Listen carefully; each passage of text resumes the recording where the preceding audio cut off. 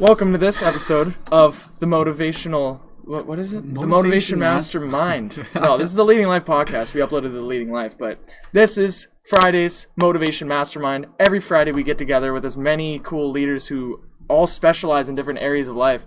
And we get together and we talk about stuff. I got my bro here physically, in person. I can touch him and stuff. It's fun. And I got sunglasses because it's always sunny in Douchetown. Barrage, how are you doing today, man? I was fine a second ago. I'm not sure now. Cameron always does that. You know, he just kind of sets the mood. I break the ice, man. You got to break the ice. Everybody's like, hi, guys. Welcome to this episode of the podcast. We've got motivational speaker, author, and then they list off a bunch of stuff. And what do we say on our podcast then? We're just like, what up, what up, what up, what up, what up? Okay. They say welcome to Douchetown. Welcome to Douchetown. Today we're going to talk about how not to be a douche. No, what is today? What are we talking about in today's podcast? I'm going to ask Justin because he's the one who came up with the clickbait title. We are going to talk about why you will not reach any of your goals in 2017. And once we do that, we'll then tell you how to reach every single goal in 2017. Yes. So we're going to shatter your beliefs, and then we're going to build you back up again.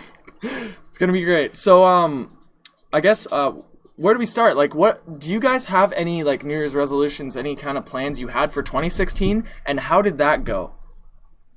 I don't do New Year's resolutions. I don't believe in them. Uh-oh. Why? Go on, please. Because a resolution is it's just something that everybody does. It's this thing that it's kind of like I don't know, it's like a tradition almost. It has nothing to do with success. It has to do with it being January 1st. So people create these resolutions to make it seem as if they're actually going to do something. Oh, what's your New Year's resolution? I don't know. What's yours? What's yours? Oh, I'm going to lose weight. I'm going to be smarter. I'm going to take some classes. I'm going to do this. I'm going to do that. And it's just talk. That's all it is. So New Year's resolution to me is, I like to say that it's amateur hour.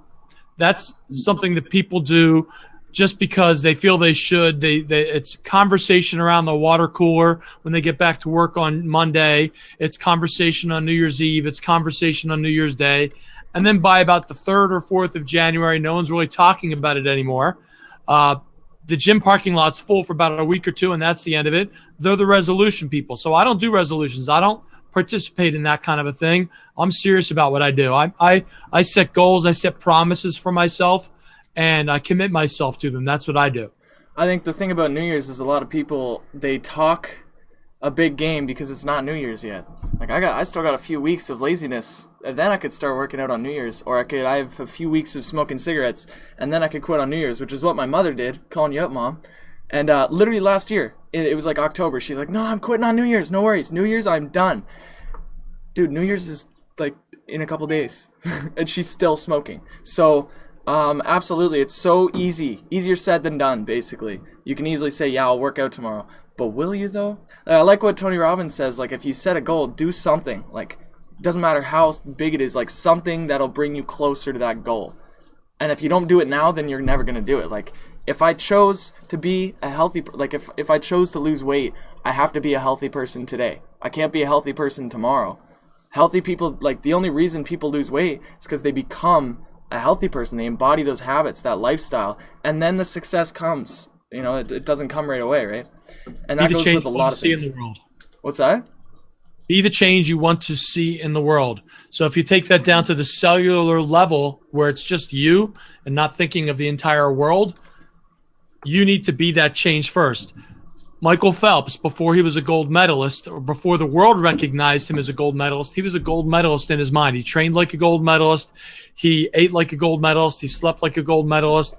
He had a gold medalist coach. He did everything a gold medalist does. He was a gold medalist before he won that race.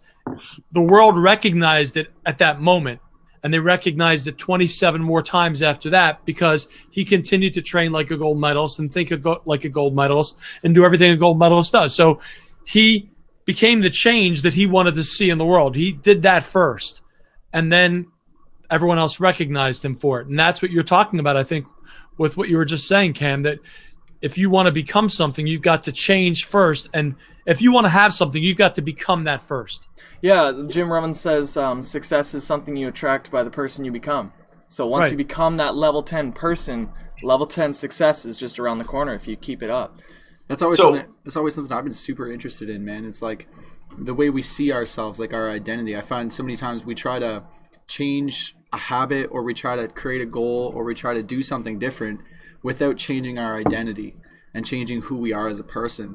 And for me, I noticed like all the big changes in my life all came from different moments where I said, okay, I'm no longer this kind of person. I am now this person. And I decided to become somebody else. And through becoming that person, you automatically get new results because you do different things. You think differently, you feel differently. And so having that's a huge distinction for me anyways, was learning to shape my identity rather than just setting goals. Mm-hmm. Yeah, so I'm going to play devil's advocate here really quick. So yeah. I'm okay with New Year's resolutions. I'm just obviously not okay with the action that people normally take after them. I think that a lot of times we kind of bash these New Year's resolutions and we say, you're not going to hit these goals, you're not going to do any of it because it's a New Year's resolution. But the point is this, I think people look at it as a timeline. There's a lot of people who set New Year's resolutions and they stuck to it and it changed their world. So how do we get people, and I'll ask this question and I can answer it, but I'd like to hear what you guys think. But how can people that are out there, aka the majority of the world, they're going to set a New Year's resolution? And I think that a lot of people like us, and I don't want to call us influencers necessarily because I don't like putting myself on a pedestal of any kind, but how can people like us help those people actually attain their goals, and instead of them being the failures that they are, or that they normally are, like with their New Year's resolutions, how do we change that? Because no matter what, as the world changes into a new year, year after year, people are going to make New Year's resolutions. So let's just help those people, because they're always going to do it. So let's help those people attain their goals and their dreams, and coach them along the way. So how do we do that? I'm going to jump in real quick there, and I'm going to. Here's what I want to say. Here's why I don't like resolutions, and I'm going to give people who make resolutions a way to make that work. Change your language. Words have power. Words have energy. Words have action. Words have life. And the words that we choose define our actions. I truly believe that they define our actions. So normally when people say the word resolution, it's taken so frivolously any longer that people really equate it to something that we talk about at New Year's and that's it. Someone who actually keeps it has done more than make a resolution. And the word I like to use, and I know, Bren, you brought it up yesterday, I think, is promise. Instead of making a resolution, instead of setting a goal, set a promise to yourself, a promise to your family, because people hold that so much more dearly. We're much more likely to fulfill a promise. And because of that, that's a better word to use. So the first thing I would say to anybody who wants to make a New Year's resolution, change your language to the word promise. Because when you do that, it's got a lot more teeth to it. Well, dude, Andrew just commented we need to make life resolutions because New Year's resolution sounds so temporary. Yeah. That's an interesting. I like that. I can dig it.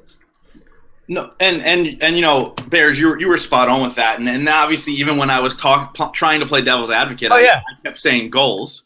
I kept saying like goals instead of New Year's resolution, because that's really what we're creating for ourselves. And when, with the New Year's resolution, like with the comment that was just made about life resolutions, the reason that's so powerful is because if you fail after a month of a New Year's resolution, you're allowing yourself to say that's okay because it's no longer like a new year. We're already into it. Like we're good. So, wow, I've done something great in the new year. And you almost allow yourself to, accept mediocrity. So you're spot on with let's change our terminology and everything like that. And we need to hold ourselves accountable. So put some punishment behind it if you don't reach it. Put some achievement and some great things behind it if you do reach them. And I mean, I'm somebody who I've made New Year's resolutions and I've failed, and I've made New Year's resolutions and I've completed them. Like I wanted to read 10 books this year. That was a New Year's resolution. I did it, but I actually read more than that. But the point is, like, I think that there can truly be a process behind the idea of accomplishing all your New Year's resolutions. And I know, Bears, you said you don't have any, but what goals do you have in 2017?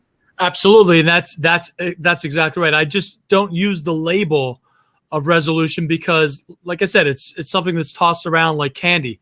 So I like to use words that have more power, more energy, and I like to use the word promise. So my main promise is that I'm completing my book in the first quarter of 2017. That's my main promise to myself.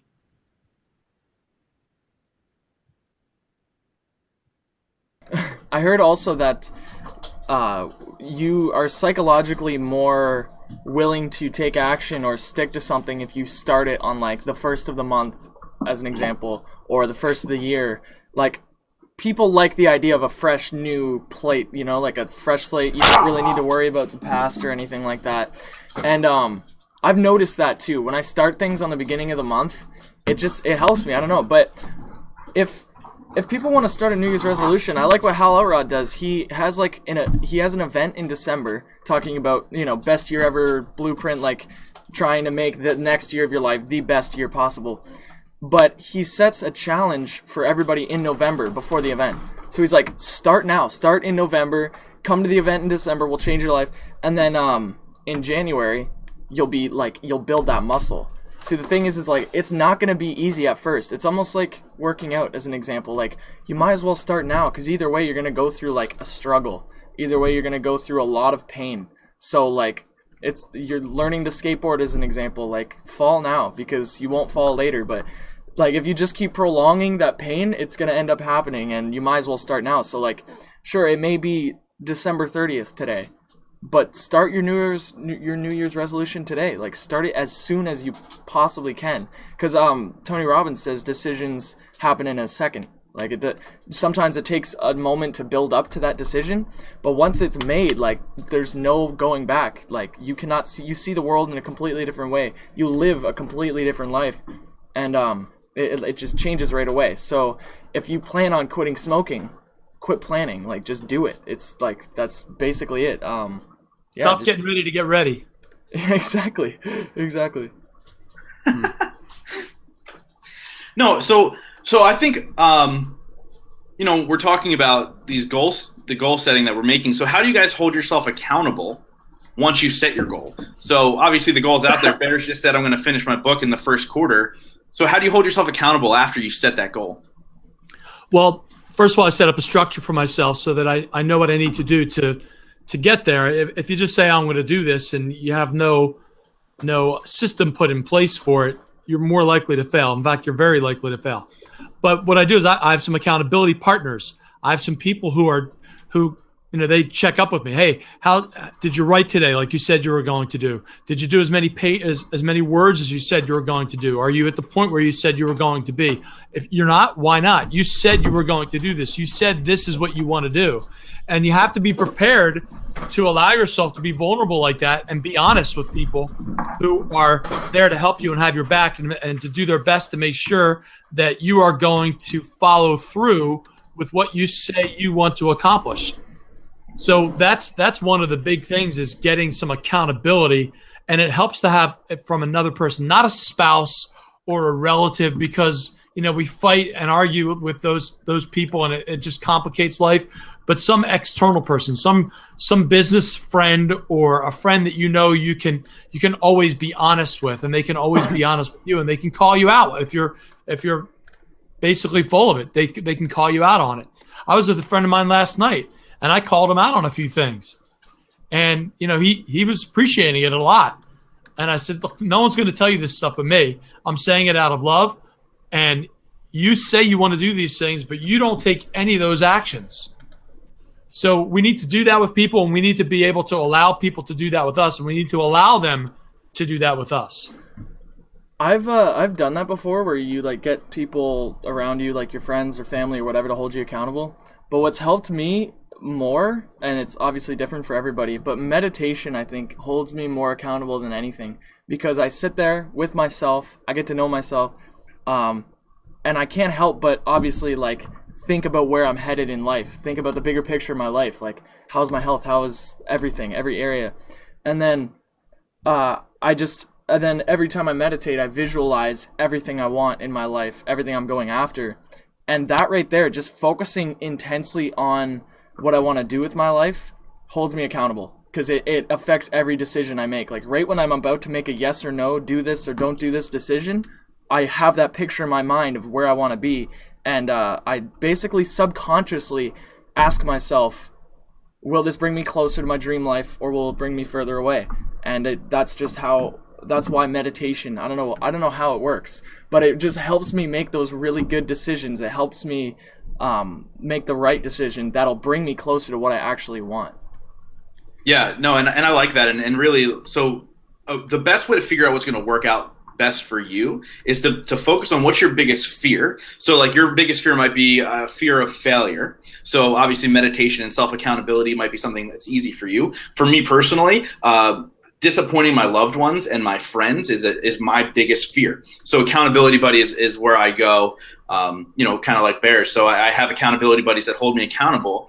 And so what I want to set up with this call, I know this is live on Facebook, that you can't do this once it goes on iTunes, but comment in the comments below if you already have your goals for 2017 and you want an accountability buddy. Comment that you want an accountability buddy, and then see if we can match up people in the group to have each other hold each other accountable. I mean, these are the right types of people that you want to surround yourself with, in those moments. But with all that being said, I think that being honest with what your goals are with the people around you is one of the biggest driving forces, because you don't want to look like a failure and you don't want to disappoint them with what you're trying to do. So those are all things that are good goals to have. And like Bear said, I mean, having an accountability buddy is huge, because you don't want to look like an idiot. Like my business partner, Zach, is a huge accountability buddy for me. And when he goes, hey man, did you write that chapter for the book today? I'm not only disappointing myself, I'm disappointing him. So, you don't want to do that. And so like, obviously accountability buddy and getting the right people is a great first step. So what do we do after that? I think one of the things that's worked the best for me is to really simplify and create systems. So one of the things that I get caught up in myself is like, I've got so many things that I'm interested in. I got so many goals, so many plans, so many ideas. I just want to do so much. But what I found for myself is when I try to take on too many things, instead of being really good at one thing, I end up being very mediocre at all these other things. And then, projects don't get completed in time because I'm working on multiple projects at once, multiple goals at once. And then things just get complicated. And I find the more complicated things are, the easier it is for me to back off. The easier it is for me to just not do anything. So what I've found for myself to work is to simplify. So like, say you've got 20 goals for 2017. I would urge you to cut that down to like 10, and if you're really serious about it, I'd urge you to cut that down to like 5. I would cut it down to 1, to be quite honest. Cam's freaking crazy. I'm talking about for 2017 in general, like from the beginning of the year to the end of the year. If you got 20 goals, right? It depends. Are you trying to build a habit, or are you trying to create something? Are you trying to build a business, or are you trying to build a workout schedule? Are you trying to make a band that goes on tour all the time, or are you trying to lose weight? Like, they're so different. And the reason I say one goal is because that one goal will affect the rest of your life. If you're after something, like for me, it's my comedy YouTube channel. I want it to explode in 2017. So I'm so into it. I'm so passionate about it that I want to be healthy. I want to be at the top of my game. I want to be the happiest I can possibly be. I want to keep learning. So just having this one goal, this one thing that I want to accomplish, it's making me and giving me motivation to do all these habits. And I'm weird though. I'm way different than a lot of people. You are weird. But what I was really getting at was just basically simplifying. Instead of having so many different goals and so many different ideas and so many different projects, and then half-assing all of it, pick 1, 2 to 5 things, whatever it is, whatever works for you, just simplify and then focus on that. Another thing that's helped me is get rid of stuff. Get rid of stuff. If you find, if you're going to be committing to a goal for 2017, committing to a habit, you're going to be getting an accountability partner, and you're going to be, really holding yourself accountable to do this one thing, the best thing you could do is eliminate all other distractions. So there's so many things in life that could distract you from your goal. Figure out what it is that's distracting you from your goal. Because for me, for example, I love watching YouTube videos. I'm a huge YouTube fan. There's so many great speakers and there's so many things I could learn. I can type how to anything and it's on YouTube. If I want to laugh, it's comedy. If I want to cry, make me cry. Just type it all on YouTube. Comicality. Yeah, comicality, exactly. But what I found for myself is like that could suck up a lot of time just going on YouTube and watching videos, even if they are educational videos, even if I am learning. It just limit the time I'm spending there. And really all I'm talking about is just creating systems. Create a simple system for yourself that not only, well, you have your accountability partner, you have some sort of system to hold you accountable, but also create a really simple system that's like where it basically makes taking action like thoughtless. Like you don't even have to think about taking action, you just automatically do it, because when things become automatic, that's when like it's just easy. There was a really good example of this farmer who he was like farming sheep or whatever, like something like that, and he had 5 sheep, and it took him a while because he like hand fed all of them and like took care of them and stuff, and then he got like a gift or something, I forget, and then he randomly just all of a sudden had 500 sheep, and his system was so ineffective because he was hand feeding all these sheep. So like a good example is like make it so that every single sheep maybe takes 5 seconds out of your day. You make a system like they automatically get fed, and that doesn't mean sheep, that just means like write down what you're going to eat the night before. Write down, like, make sure you know what you're going to wear the night before. Know exactly what time you're going to shower, and, like, make it quick. Because so many people, they spend so much time just, like, standing around and thinking about what they're going to do. And that's why people love a salary.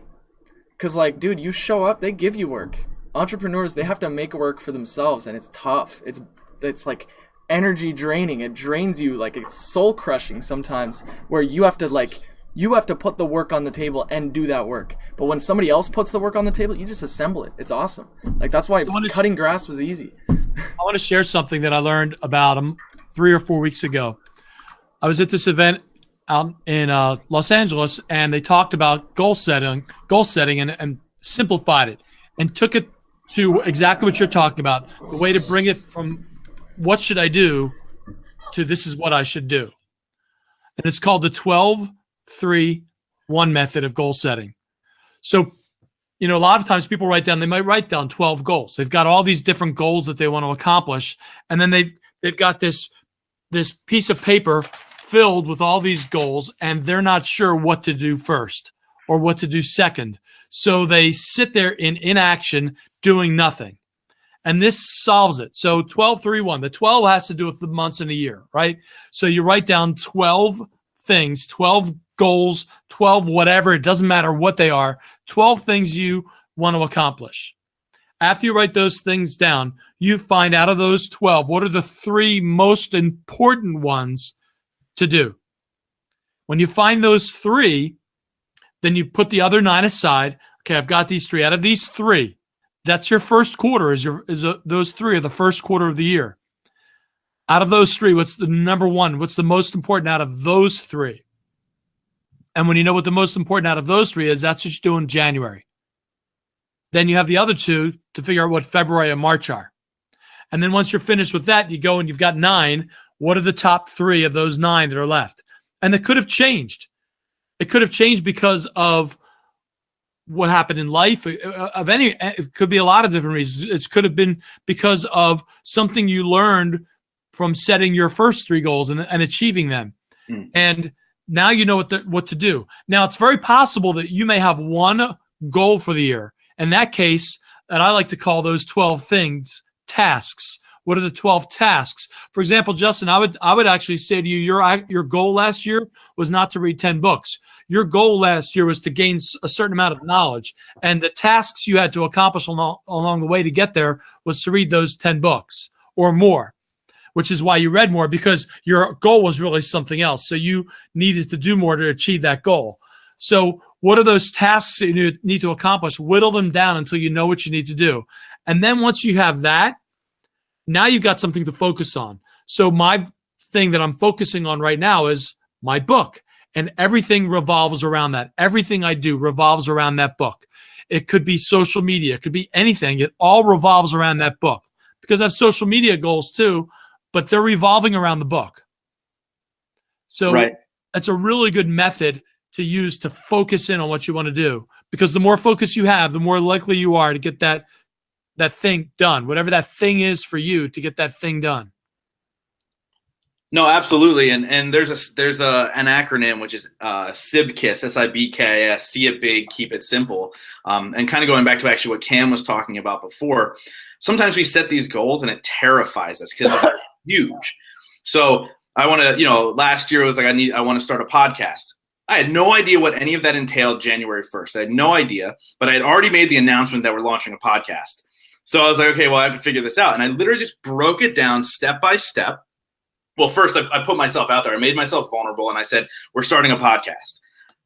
I said this, and I had no idea what to do. And then I was like, okay, well, now that I put it out there, I need to take the small steps, one step at a time on how I'm going to start it, how am I going to do it the right way, how am I going to get the big guests that I want to get, how am I going to do all these things? And you start to research one thing at a time. The first one was, well, what equipment do I need to record?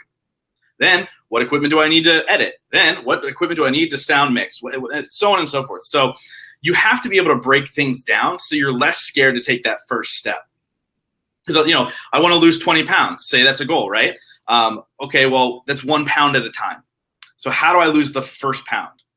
I eat better. How do I lose the second pound? I work out. So you really want to break it down into micro goals to get you to the bigger goals as well. So you just need to find out almost like, and I think I said this the last Motivation Mastermind call I was on, Gary Vaynerchuk talks about reverse engineering. Like his goal ultimately is to own a bunch of businesses and be able to, like, he buys businesses, a dime on the dollar, and he's going to grow them. So, but he knows that there's 10,000 steps to get there. Sounds very daunting, but he knows the one step at a time that he needs to take to go do that. So every single day he does something that gets him closer to that goal. So it's really about taking these huge goals that we all have and making them really, really simple to get there. So there's something you said that just triggered something that I really believe is important for anyone to do before they start goal setting for 2017. This is really huge, I think, and it's so important to do this because it will help you to be successful in 2017. You talked about those small steps that you have to take along the way. So before you even write down goal 1, reflect back on 2016 and all of the accomplishments you had. Think through month after month what you did in each of those months and the goals that you had and the things that you achieved, and maybe even things that weren't goals, but things you just achieved by accident or just by association, and write those things down, journal about them so that you can see what you did, because we all have this vision that we never get anything done. But when we reflect back, we realize I've done a crap ton of things. So if you look back and you say, wow, I've done all of this in 2016, I know I can do that and more in 2017 because I was a lazy ass in 2016, but I still got all this done. So that's going to set you up in your mind to really be successful in 2017. So it's important to do that, to look back. What did I do? Reflect back on that and use that as a springboard into 2017. I like that. I feel like, oftentimes we just kind of forget about the past, which is good. We talk a lot about, in the podcast, we talk a lot about the present moment and being present and, having a solid plan for the future. But also it is productive to reflect back on the past and see what went right, what went wrong. I just find that's always a dangerous kind of thing to do because sometimes people will get caught in the past and then they're just like stuck there dwelling about things. But that's a great point. Like, how are you going to know how far you've come if you don't look back and measure that? And then it also gives you motivation, inspiration to go into 2017 knowing that, man, I'm going to do some cool things this year, because I know last year was really cool too. Yeah. Speaking of cool, look at those glasses on Cam. I know. This whole time I've been thinking, like, man, I should just like grab those glasses. Like, Go ahead. Merry Christmas. He's like the Stevie Wonder of the live stream. Yeah.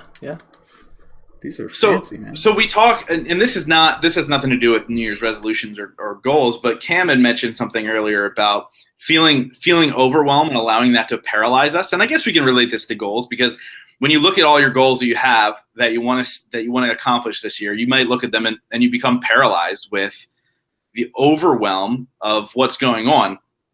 What do you? I know, Cam, I already know your answer, which is meditation.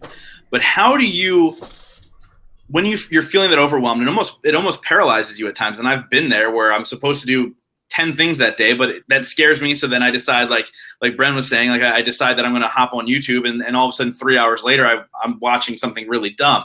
But so how do you guys fix the overwhelm or get over the overwhelm that you see as an entrepreneur, or even just, you know, reaching personal goals? I only ever get overwhelmed when it's something that isn't really bringing me to a place that I want to be. Honestly, if I had 15,000 videos to edit, I'd do it. As long as I'm going to make people laugh and I'm going to reach more people with it, I'll do it. I don't care. But when it comes to like a pile of homework or something at school, like that's overwhelming. And I guess my advice is make sure that you're doing something that you really, really, really, really, really love. Because then you will do anything. Like any day, like I made a bunch of artwork, I edited a few videos, I went back to my old videos and fixed those. I'd do so much, I'd do as much as I can. And if there's not something I could do, I'd find something and I'd keep going. Bro, but I think what Justin's getting at, or at least what my question is the life of an entrepreneur, okay? I don't care what kind of entrepreneur you are. I don't care who you are. There's going to be a point in your life where you have to do something that you don't love. Like you just, okay, like sometimes you got to do dishes. Sometimes you got to wipe your ass. Oh, dude, I hate... Sometimes you got to like go to the bank and do your only taxes. Only sometimes wipe your ass, though.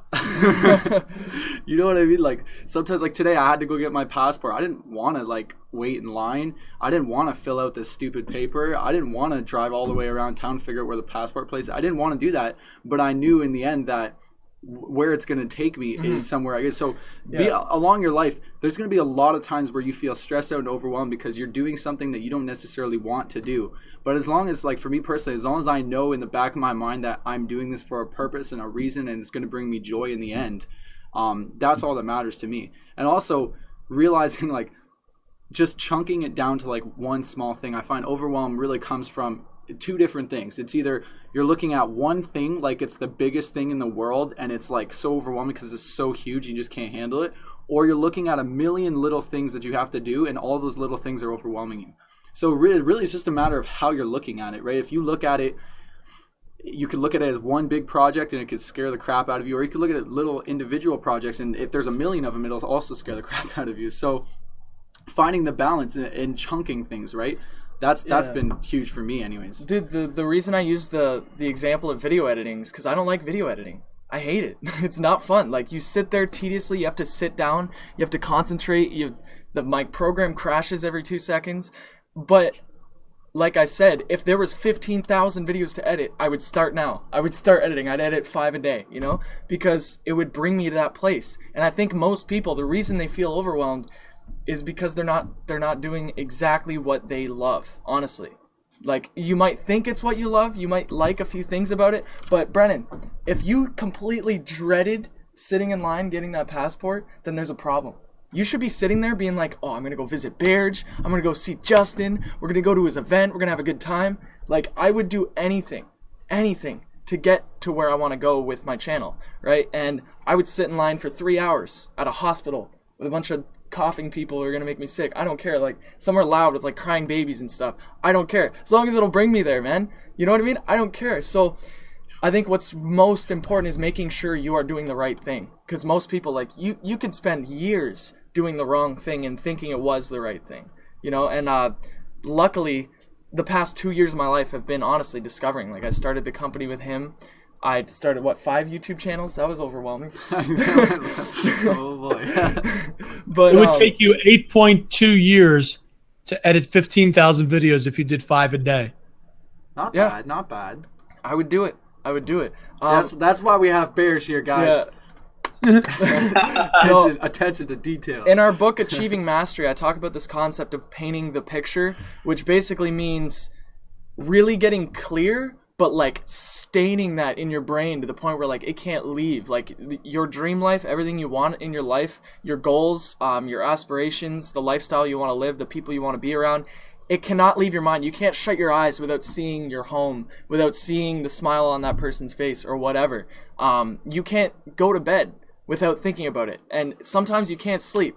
And most of the time it gets you to jump out of bed in the morning. And I think what's really important is to just keep cultivating that passion. And passion will bring you out of everything. It'll put you in the present moment. It'll bring you out of overwhelm. It'll bring you out of stress, out of everything, because you realize that there's a higher purpose. It'll get you to work out. It'll get you to eat healthy. It'll get you to smile and be nice to people. It'll get you to drop all the hatred you have for everything. Like, I was a completely different person 2 years ago, but then I found something called passion. I went vegan. I sold my Xbox. I don't play video games anymore. I was an addict, dude. He always kicks it off with, I went vegan. Oh, because it was to most people it's tough. It's a big shift. I stopped drinking alcohol. I was like a 15-year-old alcoholic. Like, me too. I stopped hanging out with people who were obviously like not helping me, right? And I just did everything I could. I slept on the floor. I started meditating. I started being nice. I read books. Like, dude, I used to hate books. I started writing a journal. Like, these are just examples, and the reason I'm saying this is not to impress anybody. I'm just really, really proud of just the pain I went through to get where I am today. The sacrifice I went through. I sacrificed so much comfort just because I knew it'd bring me somewhere closer. So my answer to your question is just passion. Yeah. Just passion. Yeah, and you know, Cam, you take a lot of stuff and you take it to the extreme. Like, I don't know anybody else. I shouldn't say that. I don't know many people who are able to focus in as well as you do and say, no matter what, I need to do this. And a lot of times when you explain it, I get overwhelmed. You're so very much into your goals and like, this is what I'm doing 24/7 and so on and so forth. But I think the main thing, and to make it a little bit more relatable to people that may not get as gung-ho as you, which is so, the Bears and I were talking about how impressed we are with you two, and you know, I was faking it. What's that? I was faking it. So, but the point that I'm trying to make is that a goal is just something that we throw out there. You need to link it, like he was saying, you need to link it to a purpose. You need to link it to a purpose. Like, I want to lose 20 pounds this year because I constantly put myself in front of people, and I want to make a good impression, right? So the purpose is I want to become a better public speaker, and I want to do it more often. Losing 20 pounds is all part of that because stage presence is super important. You know, so the purpose isn't, okay, well, I just need to lose 20 pounds. Like, I'm healthy. Like, I go to the doctor, and I'm as healthy as can be. But I want to lose 20 pounds because there's a purpose behind it, because that way I'm going to reach more people. So link every single goal you have to a purpose. And if it's not linked to a purpose, why are you doing it? Why are you putting yourself into a negative mindset by having goals that aren't linked to a purpose? If you're happy being 30 pounds overweight and it doesn't matter, do that. Be happy with whatever it is. Like, don't allow other people to really choose your goals for you. You know, and I mean, no offense. I mean, if Bren doesn't want to come to Bears' event, don't get your damn passport. Yeah. I love exactly what you're saying there, man. It's like, so many times, I mean, I find for myself personally, I would set goals because I figured this is the kind of goal I'm supposed to set. Like, I'd set a goal, for example, what was one of my goals recently? Something stupid like I should like own an island, or no, it was a boat. It was like, I should own a boat. I want to have a boat one day. That's one of my goals. I had thought about it, and I was like, man, do I really want a boat, or do I just want a boat because I should have a boat? Because my goal is to be a successful entrepreneur and musician and whatever. And successful entrepreneurs have boats, right? Like, what? That's so stupid. It's not even something I really wanted. It was just something I thought I was supposed to have. And so that's a huge distinction, is if you're going to set a goal, make sure you're setting a goal for something that actually matters, something you actually want.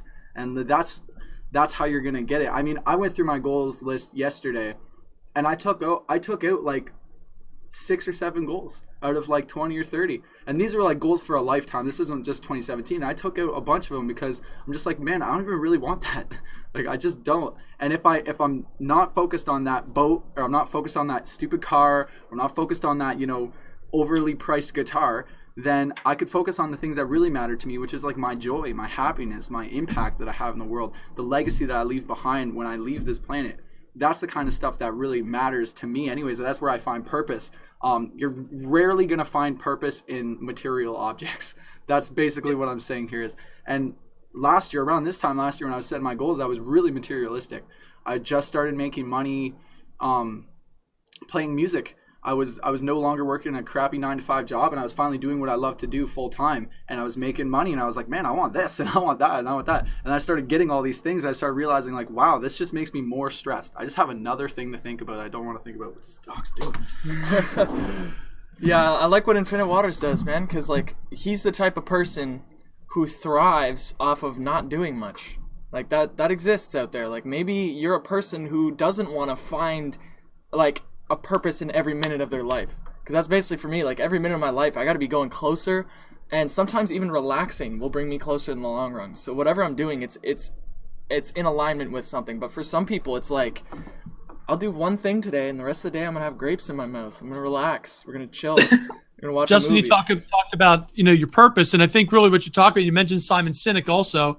You're really talking about your why, people's why, and you just touched Cam upon like what you really want, and well, some people want to lose weight. They want to weigh less. Right? Some people want more money, but really that's not the goal. Neither of those two things are anyone's goal. If everyone wanted more money, we would all have more money. If that's really what we wanted, you basically have what you want. Really, if you think about it, what you have right now is what it is that you really want. That's why you have it. If you wanted more, you would have more. So if you say your goal is to lose 20 pounds, well, your goal really isn't to lose 20 pounds. Your goal is to maybe look good without your shirt on. Maybe your goal is to feel comfortable outside washing your car in the summertime, or going to the beach, or being on that vacation, or looking good in the pictures when you get married. Maybe that's what your real goal is. And it's not so much losing the weight. That's a means to an end. And it's important for us to recognize the difference between those two. Having more money is no one's goal. The thing that money gets you is what your goal is. And that's different for everybody. Mm-hmm. Yeah. So you got to find out what that is. Yeah. Like I always love to simplify it to like the what, the why, the how. So like, what do you want?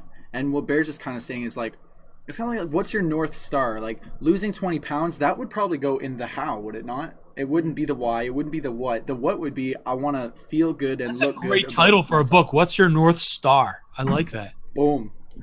Trademark that. Right, Hurry up. right now. We got a lot of listeners on this podcast. They steal our idea. No, I find you chunk it down to the what, the why, the how, and that's what's really helped me really stay simplified. Like, what do you want? And that's the North Star, like the thing you're after, not the feeling you're after. I want to live alone. That's Brandon's goal. So why do you want it? That's not my goal. Yeah, you said you wanted to live alone. You said you wanted to get your own place. Okay, So let's go. say We're doing let's this right say the goal is I want to live alone. I want to. Okay, why do I want that? I want that because I love my personal space. I want to have a space where I could be alone and quiet, so I can focus on like creative work without being interrupted. I could if I want to throw like little events or parties or whatever, it was like a small group of friends. I could have a small group of friends over without being interrupted. A big part of me wanting to live alone, the why is like, I just don't want to be interrupted. I like having my personal space.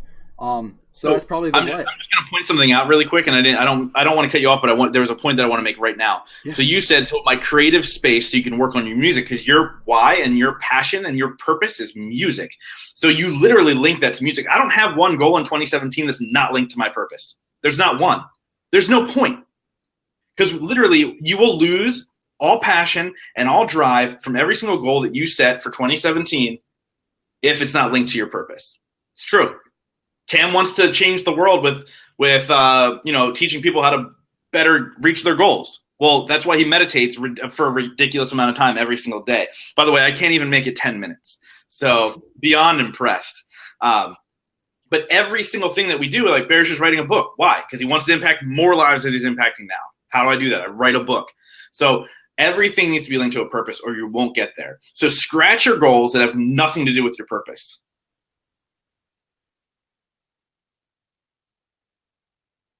You really have to simplify and scratch out everything. Like, that's exactly it, man.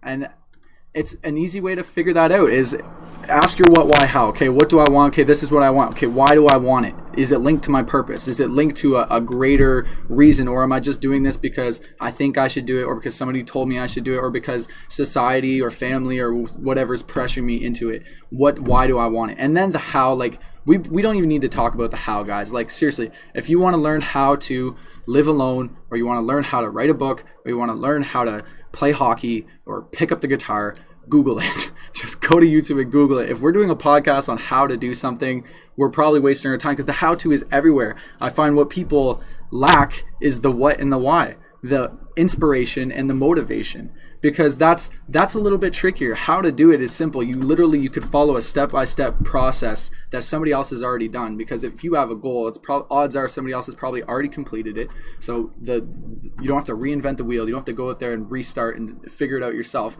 But the toughest part for people is the why. It's that purpose, and keeping that purpose in mind, and consistently staying motivated. And there's so much trash talk around motivation, but literally nothing would get done if you didn't have motivation. You wouldn't eat food if you didn't have the physical motivation to eat. And that's a really good point, Brandon. There is a lot of trash talk around motivation, because people say, oh, it's a bunch of crap. You get motivated, they get you pumped up, and you walk away, and you get home, and life hits you in the face, and you're no longer motivated. It doesn't last. And that's true. Motivation does not last. It doesn't. But neither does eating. Neither does exercise. Neither does the gas that you put in your car. Neither does the air that you put in your lungs. You have to continue to breathe. You have to continue to eat. You have to continue to put gas in your car. You have to continue to educate yourself. None of those things last either, yet we seem to do it. I've never met anybody who says, you know what? I had lunch yesterday and I'm hungry again. That eating thing doesn't work. I'm giving it up. It's bullshit. I don't know anyone who does that. So why would you think that your mind is any different? You've got to constantly feed your mind. You're right. Motivation does not last.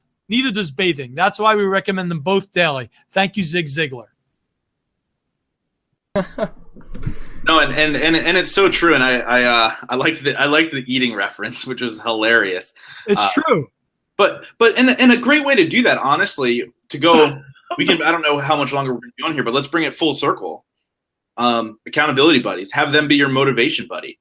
You know what I mean? Like same thing. Like when you're surrounded by the people that want you to get to your purpose and your end goal as much as you do, you're gonna constantly be fed that motivation. You're gonna constantly be pushed to take the next right step, and that's the main thing.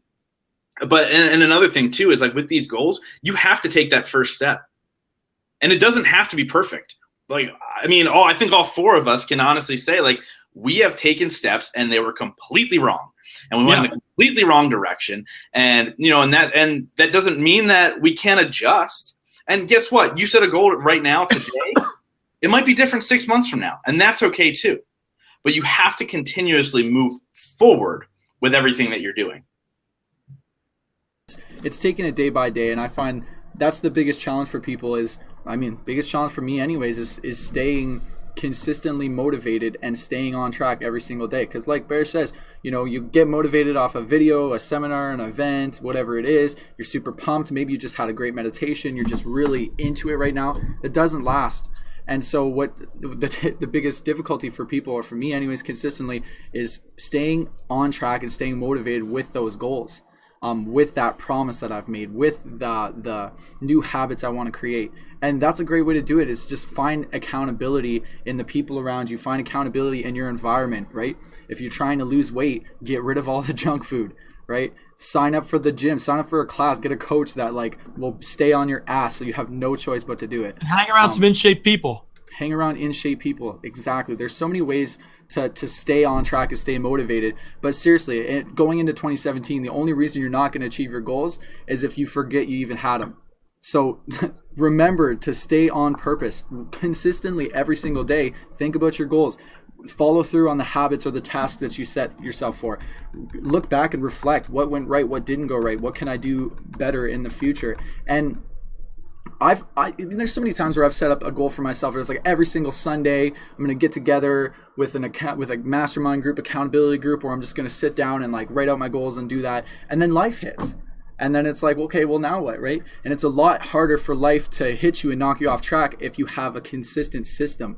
And maybe that system includes just you. If you're more of a like self-accountable, self-motivated person, then it's all you, right? But if you want to involve more people, if you want to involve your family or your friends or your coworkers or whatever, do that, because that'll definitely help. Like Justin said, he's really motivated. He really doesn't want to let down the people who are around him. He doesn't want to let down his family and friends. So to use that as an accountability would be huge for him, right? It's like now you have no choice. There's somebody there. So if you don't complete it, then you're in trouble, right? And that's what's going to keep you on track, is having those sort of systems. Like anticipate expect that you're going to not want to do it a week, 2 weeks, 3 weeks from now. Expect that you're going to fall off track. Expect that life's going to hit you and things are going to go wrong. And with that anticipation, you could prepare for the worst. And that's what's hit me is like, I set a goal, I'm ready, I got everything ready, I got the system in place, everything's ready to go, boom, let's do it. 2 days go by, I'm good. 3 days go by, it's a little difficult. Okay, a week goes by, I'm done.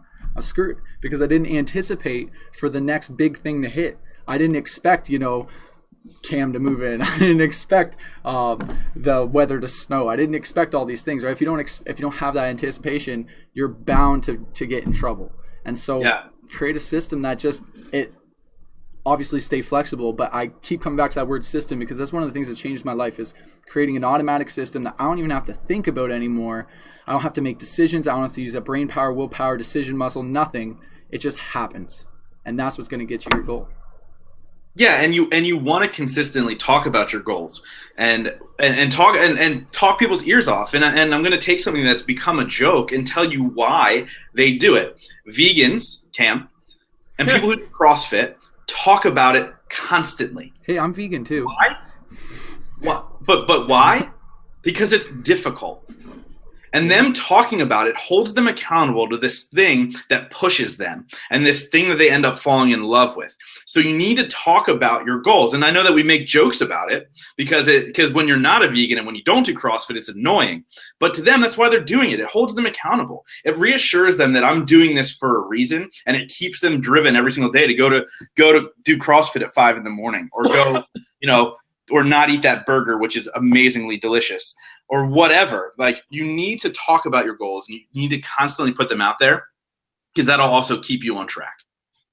100%. You're manifesting it. The more you talk about it, it's like you could talk about the law of attraction and energy and all that stuff, and that's a lot of like wishy-washy for people. Not so many people could really grasp that or really believe that. But think about it.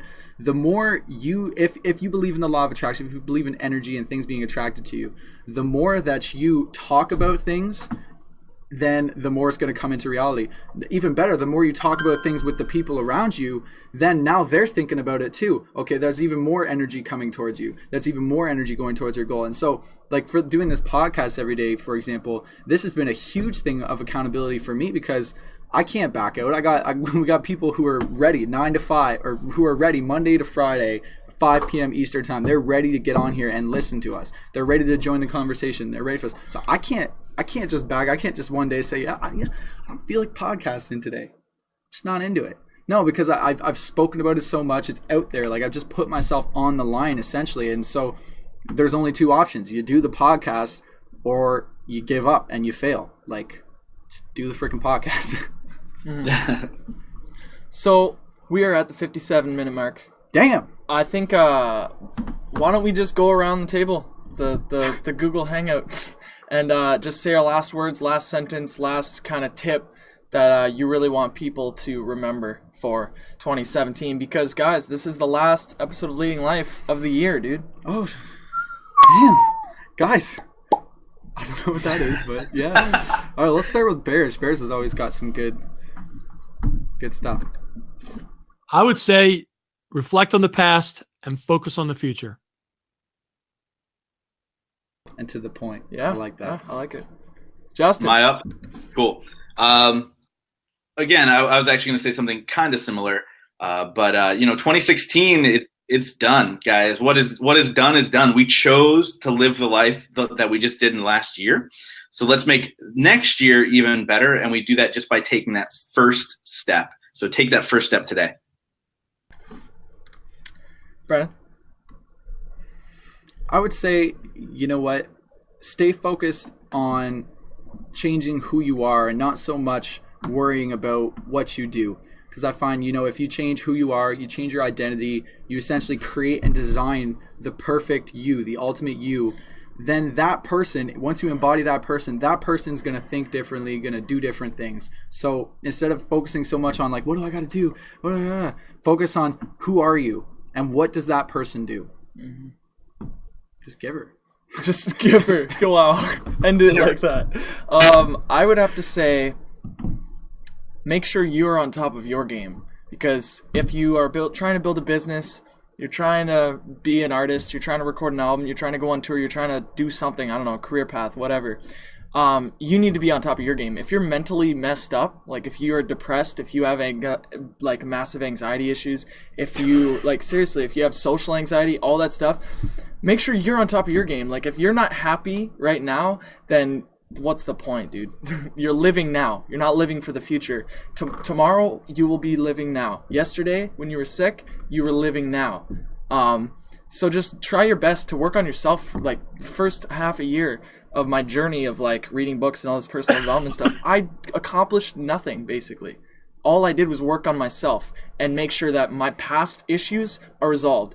I like to think of it like you're trying to build a house and there's termites, but like you build one room and then you go to the next room and the termites start eating the room you just built. You know what I mean? So get rid of the problem. So then you're just on a fast track course towards your goals. I know a lot of people who are just like, a client of mine actually, he's just like, oh yeah, I want to get more successful in my career and I want to like make things happen here in this area. I'm like, dude, are you happy though? He's like, no. Do you have depression issues? Yeah, I'm a little depressed. I get anxiety all the time, and I'm really lazy and I don't like my life. I'm not happy ever. I'm fearful all the time. It's like, dude, like there's your issue. Like fix that, and then once you're happy, once you're ready, like you're good to go. Like that's starts with you, man. Mm-hmm. You want to achieve your goals, you got to change the you, because you're the one who's going to be achieving the goals. If you're messed up, like don't worry about the goals, worry about you first. That it doesn't matter how much you achieve. If you're unhappy, if you still have mental issues, like everything is mental. Like when you smell things, it's one way to put it. It goes through the brain. When you hear things, it goes through the brain. When I do that, it went through the brain. Okay, everything is through the brain. Cam's slogan for everybody in 2017 is termite free in 2017. Yeah, Get rid of the termites, baby. That's it. All right, so I want to thank Justin and Berge for joining us in the Motivation Mastermind. If you haven't joined the group, go join it. It's called the Motivation Mastermind on Facebook.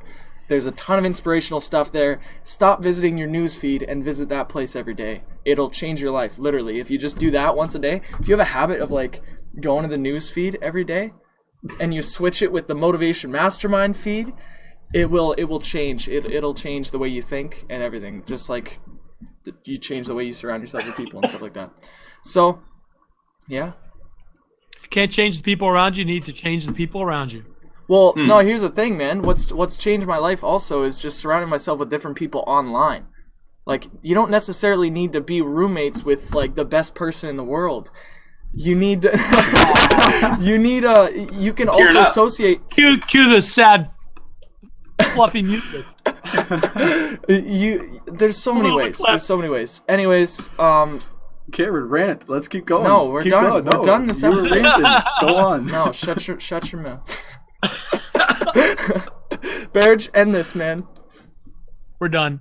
See you in 2017. Boom! Boom! Boom! Got 100 people off my Facebook today. Goodbye. What does that mean? He's got 100 people on his Facebook today. I don't know. It's an inside thing, I guess. What's the giver? What's the giver? The giver. Oh, that's Canadian. Oh, that's a Canadian thing. Yeah. You're telling me you guys don't giver in the States? No, I have no idea what that means. And when you guys had me on the podcast, you said giver and like Cam laughed, and I really thought that it was just like you said something incorrect, and Cam thought it was funny. Like no, man, you giver. Like when you got your hockey stick, no, you see, you're about to slap shot a puck right into the net. You just giver, eh? No, hey man, giver, eh? We got the giver and they got the getter done. Yeah, that's true. So yeah, giver to us is getter done to you basically. guys. Well, giver is like give it your all. I'm not proud of the getter done here in America. Okay, so ladies and gentlemen, what was so funny yesterday? Are we still live? We're still live. Yes, we're still live. Ladies and gentlemen of the podcast, giver in 2017.